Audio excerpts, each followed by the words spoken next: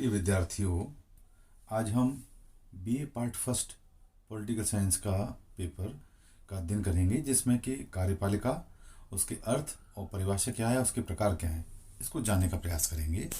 सबसे पहले हम ये जानने का बात करते हैं कि कार्यपालिका किसे कहते हैं। साधारण अर्थ में कानूनों का क्रियान्वयन करने वाली संस्था कार्यपालिका कहलाती है। आज इसका अर्थ सीमित और व्यापक दोनों अर्थों में किया जाता है। आधुनिक राज्यों के कल्याणकारी स्वरूप ने कार्यपालिका के साथ नौकरशाही को भी मिला दिया है। सीमित अर्थ में तो राज्य के प्रधान तथा उसके मंत्रिमंडल को ही कार्यपालिका कहा जाता है। व्यापक अर्थ में कार्यपालिका के अंतर्गत नीति को अमली जामा पहनाने वाले प्रशासकीय अंग भी शामिल हो जाते हैं। अब हम कार्यपालिका की जो प्रमुख परिभाषाएं हैं विभिन्न विद्वानों ने दी हैं, उन पर प्रकाश डालेंगे। कार्यपालिका की परिभाषा, कार्यपालिका को कुछ विद्वानों ने सीमित और व्यापक दोनों अर्थों में परिभाषित किया है। जैसे कि मैक्रेडीज के अनुसार राजनीतिक कार्यपालिका राजनीतिक समाज के शासन के लिए औपचारिक उत्तरदायित्व निभाने वाली संस्थागत व्यवस्थाएं हैं। गिलक्राइस्ट जो विचारक हैं, उन्होंने कहा है कि कार्यपालिका सरकार का वह अंग है जो कानून के रूप में अभिव्यक्त जनता की इच्छा को कार्य में परिणत करती है। यह वह धुरी भी है जिसके चारों ओर राज्य का वास्तविक प्रशासन घूमता है।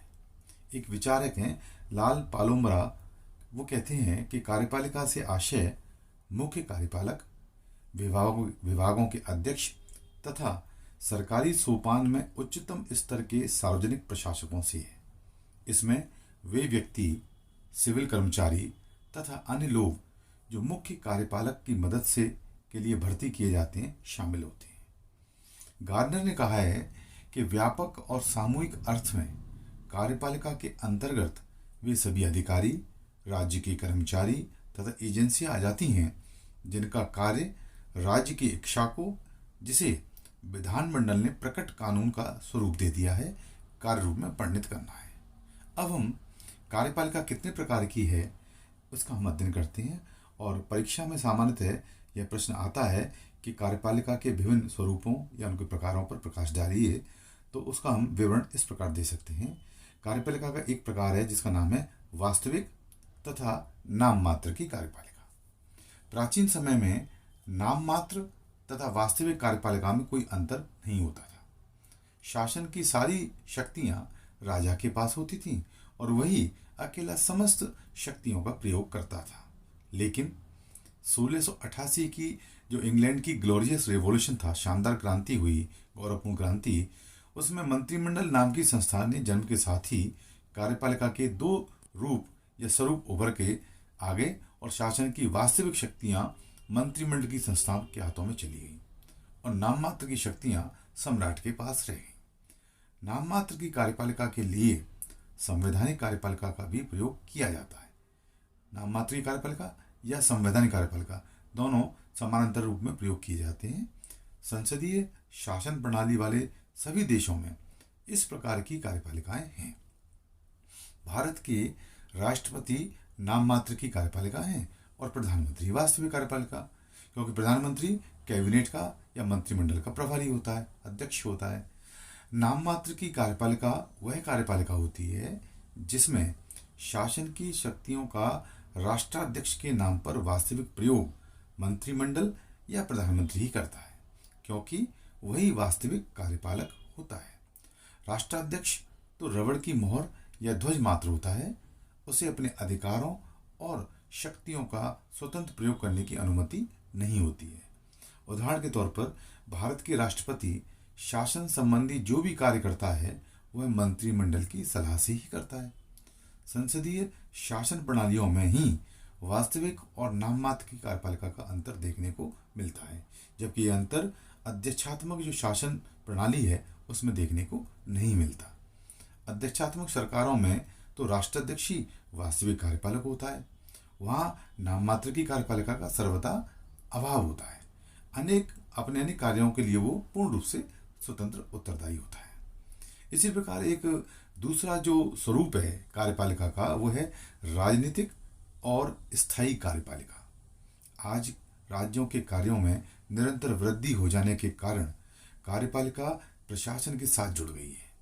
आज कार्यपालिका के सभी कार्य प्रशासनिक अधिकारियों पर नौकरशाही द्वारा ही किए जाते हैं। इससे प्रशासकीय और राजनीतिक कार्यपालिका का अंतर समाप्त हो गया है, लेकिन राजनीतिक विज्ञान में इनका अलग अलग अर्थों में प्रयोग किया जाता है।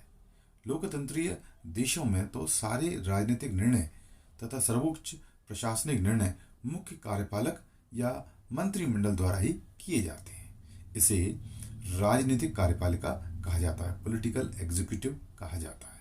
इसका स्वरूप अस्थायी होता है। निश्चित अवधि के बाद चुनावों के बाद नई कार्यपालिका अस्तित्व में आ जाती है।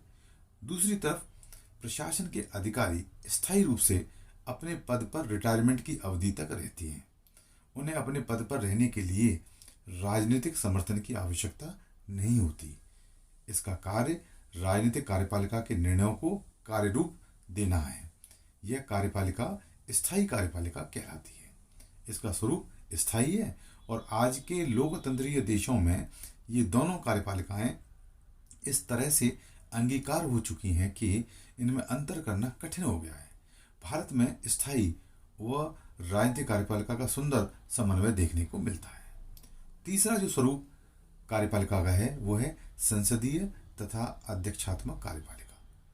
कार्यपालिका तथा विधायिका के पारस्परिक संबंधों के आधार पर दो तरह की कार्यपालिका हमें देखने को मिलती है। पहली संसदीय कार्यपालिका और दूसरी अध्यक्षात्मक कार्यपालिका। संसदीय कार्यपालिका को मंत्रिमंडल तथा उत्तरदायी कार्यपालिका भी कहा जाता है, रेस्पॉन्सिबल एग्जीक्यूटिव कहा जाता है। संसदीय कार्यपालिका के सदस्य संसद या विधायिका के सदस्यों में से चुने जाते हैं और वे अपने अस्तित्व के लिए विधायिका के निरंतर विश्वास और समर्थन पर आश्रित होती हैं। वे अपने कार्यों के लिए सीधे ही संसद के प्रति उत्तरदायी होते हैं। इस प्रकार की कार्यपालिका में राष्ट्राध्यक्ष व सरकार के अध्यक्ष या शासनाध्यक्ष में अंतर होता है। इसके अंतर्गत राष्ट्राध्यक्ष नाम मात्र की शक्तियों का स्वामी होता है तथा शासनाध्यक्ष, जिसे प्रधानमंत्री भी कह सकते हैं, वास्तविक शक्तियों का स्वामी होता है। इसमें समस्त निर्णय सामूहिक स्तर पर मंत्रिमंडल द्वारा ही लिए जाते हैं और अपनी नीतियों के लिए वही उत्तरदायी रहता है। इसके अंतर्गत राष्ट्राध्यक्ष का कोई उत्तरदायित्व नहीं होता। उसकी स्थिति तो रबड़ की मोहर जैसी होती है। इस कार्यपालिका में राष्ट्राध्यक्ष शासनाध्यक्ष की अनुमति से ही कार्यपालिका को भंग कर सकता है, अन्यथा नहीं। इसके विपरीत अध्यक्षात्मक कार्यपालिका जो प्रेसिडेंशियल एग्जीक्यूटिव है, उसमें शासनाध्यक्ष और राष्ट्राध्यक्ष में एक ही व्यक्ति होता है। उसे शासन की समस्त शक्तियां प्राप्त होती हैं। वह अपने कार्यकाल और नीतियों के लिए विधायिका के प्रति उत्तरदायी नहीं होता। वह प्रतीकात्मक या नाम मात्र का शासनाध्यक्ष न होकर वास्तविक कार्यपालक होता है। इस प्रकार की कार्यपालिका अमेरिका में पाई जाती है, जबकि संसदीय प्रकार की कार्यपालिका इंग्लैंड और भारत में देखने को मिलती है। इसी प्रकार एक अन्य स्वरूप है कार्यपालिका का, उसे कहते हैं एकल कार्यपालिका और बहुल कार्यपालिका। राज्य की कार्यपालिका शक्तियों के आधार पर कार्यपालिका एकल व बहुसंख्यक दो प्रकार की होती है। जहाँ पर शासन की सारी शक्तियाँ एक ही व्यक्ति में निहित होती हैं तो वो एकल कार्यपालिका होती है। इसके विपरीत जब कार्यपालक शक्तियाँ अनेक व्यक्तियों या समूह के हाथ में होती है तो उसे बहुल या मंडल कार्यपालिका के नाम से भी जाना जाता है। भारत व स्विट्जरलैंड व ब्रिटेन में बहुल कार्यपालिका है, जबकि अमेरिका में एकल कार्यपालिका है। एकल कार्यपालिका वहीं पर अस्तित्व में पाई जाती है जहाँ शक्तियों का पृथक्करण का सिद्धांत को कठोरता से अपनाया गया हो। अमेरिका में शक्तियों के पृथक्करण के कारण कार्यपालिका विधायी नियंत्रण से पूर्णतः मुक्त है। वहाँ पर शासन की कार्यपालक विधायी नियंत्रण से मुक्त है। वहाँ पर शासन की कार्यपालक शक्तियाँ राष्ट्रपति में निहित हैं। वहाँ पर संवैधानिक मंत्रिमंडल की संस्था का अभाव है। राष्ट्रपति अपने उत्तरदायित्व के निर्वहन के लिए कुछ व्यक्तियों की समिति या मंत्रिमंडल बना सकता है, लेकिन उनका कोई स्वतंत्र व संवैधानिक अस्तित्व नहीं होता। वे कार्यपालिका शक्तियों का प्रयोग राष्ट्रपति की इच्छा अनुसार ही करते हैं। वास्तविक कार्यपालक के रूप में प्रशासन पर समस्त अधिकार उसी का होता है। इसके विपरीत बहुल कार्यपालिका में सामूहिक उत्तरदायित्व का सिद्धांत का कार्य करता है। इसमें शासन की सारी शक्तियाँ मंत्रिमंडल नामक संवैधानिक संस्था के पास होती हैं। इसके अंतर्गत ना तो शक्तियों का एकमात्र स्वामी होता है कोई, और ना ही वह अपनी इच्छा अनुसार कार्यपालक शक्तियों का प्रयोग कर सकता है। अमेरिका का राष्ट्रपति एकल कार्यपालिका का सबसे अच्छा उदाहरण है, और वहीं भारत का मंत्रिमंडल बहुल कार्यपालिका का बहुत अच्छा उदाहरण है। एक और अंतर है, एक स्वरूप है कार्यपालिका का, उसे कहते हैं पैतृक तथा चुनी हुई कार्यपालिका, इलेक्टेड एग्जीक्यूटिव। जिस देश में कार्यपालिका को पैतृक आधार पर चुना जाता है वह पैतृक कार्यपालिका होती है। ब्रिटेन में सम्राट का चुनाव पैतृक आधार पर होता है। यह कार्यपालिका वंशानुगत होती है, इसमें जनिच्छा का अभाव पाया जाता है।